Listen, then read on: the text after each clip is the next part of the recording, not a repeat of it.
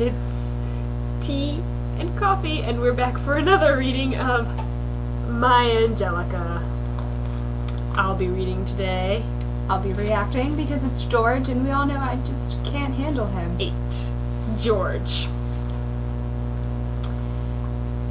Sage has wanted to be a famous writer ever since I can remember. Maybe because her mother is the famous Lorna Lovelock's fantasy writer.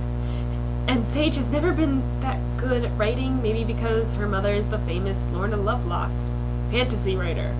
Let me give you a brief description of Lorna Lovelock's novels. A single word describes it. Steamy. I know this because I read one. It was Ice Princess of the Himalayas. I'd only gotten halfway through it when Mom caught me. She told me I wasn't allowed to read such steamy novels until I had a family of my own. Then she threw the book away. I had to go to the library to finish it. Sage's mom, Mrs. Oliver, is a good writer. Steamy, but good. Her descriptions are right on. Her fantasy believable, and I guess that's great since she has 28 books out, all of them still in print. As Sage walked up to her doorway, turning every few steps to wave at me, Mrs. Oliver came to the bay window at the front house and parted the curtains. I noticed she wore a dark wig. It startled me. I nodded goodbye to her. She raised a lit candle like she was saying farewell and gave me a small smile. "Mom's writing again," Sage called. "I see that," I said. So why hadn't Sage learned a thing or two about writing from her mother? I thought I might hurl. That's how bad my stomach hurt. I hope she doesn't set anything on fire with that candle. What? Nothing. "Are you all right?" Sage leaned out her doorway now. Mrs. Oliver disappeared from view, candle in hand. Nothing that I could see was burning. I nodded, shook my head, then nodded again. "Are you going to be okay?" Sage started from her front porch towards me. "Go on in," I managed to say. I was almost too ill to speak. I looked at the Angelica and the Seminole Indians manuscript in my hands. My sick stomach lurched. I walked home in slow motion and went up to my room to call Andrew. "Hey," I said when Andrew answered the phone. "I've got a problem." I sat down at my desk and flipped on the computer. "When I'm worried, I write." Andrew snorted. "You're not planning to complain for another hour about Sage and that boob Tyler guy, are you?" "Thanks for being a great friend," I said. "I know this is a real problem. A big problem." "You got cancer." "No." "Then you don't have a big problem." "I've told you 1,000,000 times not to exaggerate." Andrew snorted again. Sage has pointed out to me that Andrew is a snorter. You know, anytime he's disgusted with something, he sucks in air through his nose like it's his last breath. It makes Sage crazy. "Are you gonna listen to me, Darby, or not?" My stomach was okay now that I had argued with my friend. All right, Andrew said. "I'm listening." "It's about Sage. He just told me I wasn't gonna have to listen to that story again. Do you mind?" I said, interrupting him. I picked up a pencil and tapped on Angelica. "It better not be about that boob Tyler guy." "I told you I wasn't going to tell you about that." "Well then, get on with it," Andrew said with a snort. So I got on with it. "Here's the story, Darby. Sage is going to enter her book in the school writing contest." Andrew laughed, a really loud, screeching laugh. "I know why she hates your guts," I said. "Listen to the whole story, will you?" "Okay, go on," Andrew said in between what sounded like fits. "Forget it," I said. "Andrew and I have been friends a long time. On the track team together, and we've worked at the school paper together too. I like him, even though he and Sage don't get along. The two don't mix, so I never make them. But Andrew is one of the smartest guys I know, so I was sure he could help me with the Angelica problem." "I'm listening," Andrew said. "I swear I won't laugh anymore. Not where you can hear me." "Goodbye," I said. "I'm hanging up." "I'll be good," Andrew said. "I promise. Let me see if I can sort out the problem. Sage wants to enter her terrible writing in the school contest." He let out a huge cough. I hung up the phone. I tapped my pencil and flipped through Angelica. Going over to my bed, I fell back on it and held Angelica to my chest. I thought. "What is she doing?" I asked the ceiling. "What is Sage thinking about?" I never realized getting her story recognized was so important to her. The Schoolcraft High School Creative Writing Contest? Competing against people like Andrew Darby, competing against juniors and seniors, Sage wouldn't stand a chance. "Why?" I said. Why? Last year, I listened to the English teacher moan and groan about reading all the manuscripts that were submitted to the contest.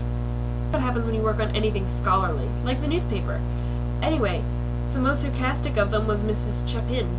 She teaches the honors English class and is in charge of the Schoolcraft News, which means I've listened to her a lot. Oh yeah, she's also the contest director. I won't do it, I said. There was no way I could let Sage turn in Angelica and the Seminole Indians. The title made my face warm. Seminole Indians on the plains? I shuddered. Didn't Sage remember that the Seminole Indians lived in Florida? I took a deep breath and tried to clear my mind of the novel, trying to see how Sage might feel if she only knew how awful her story was. She'd be horrified if people didn't love her romance, didn't love Angelica.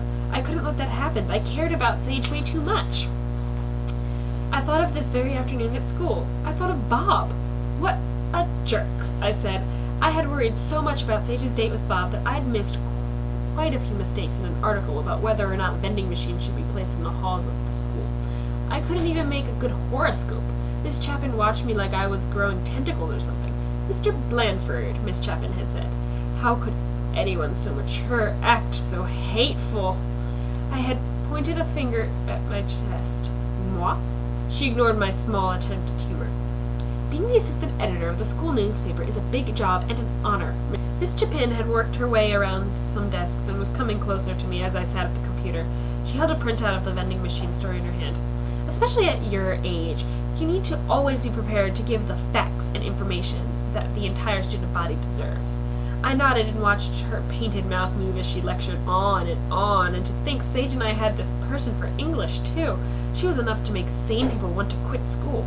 Get it together, George, Miss Chapin said finally, pointing hard at me. You look ridiculous when you put your pencil behind your ear, I thought. But all I said was, okay, Miss Chapin. She walked away and sat down at her desk, watching me the rest of the 90-minute class period.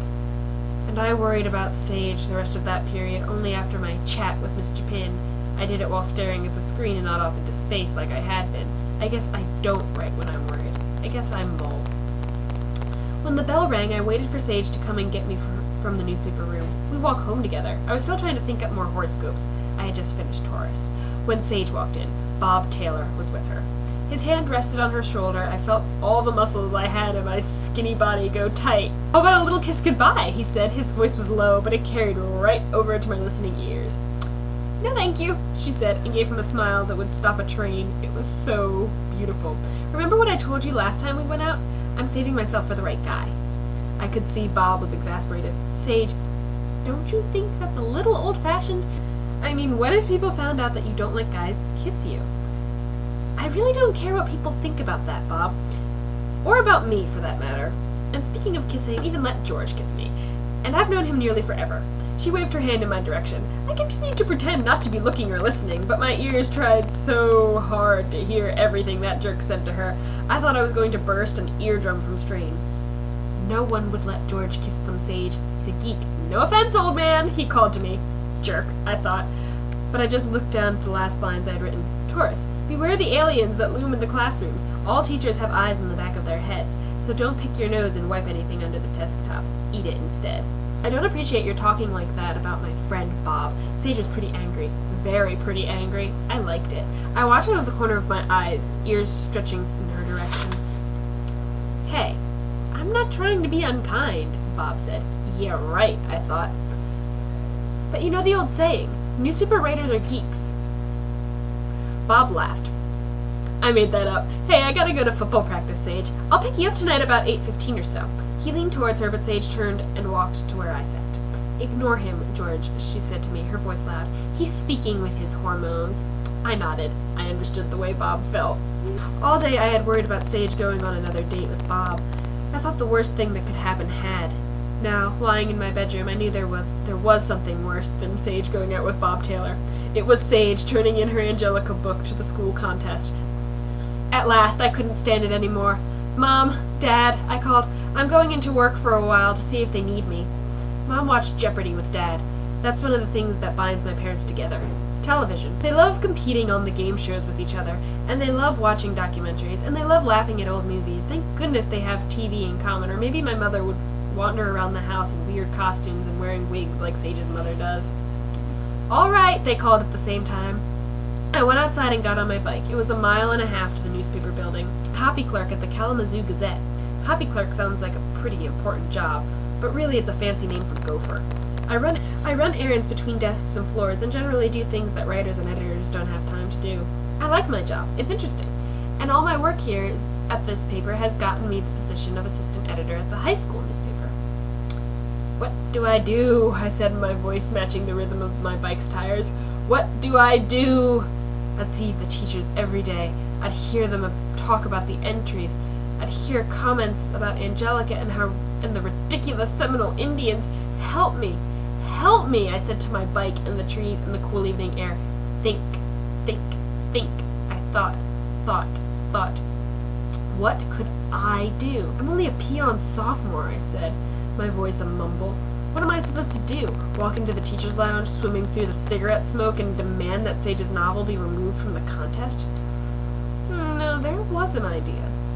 Miss Chapin's likeness floated in my head. I envisioned her laughing at my request. In my imagination, her face became so large that I could ride my bike down the tunnel of her throat.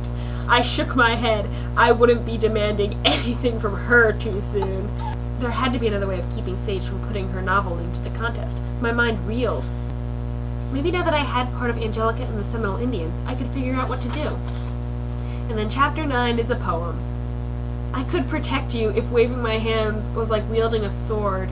I would be your knight in print and save the princess from those who offend with a slicing comma and an ending period, then place her safely in a poem where all the words rhyme and the rhythm is perfect pitch."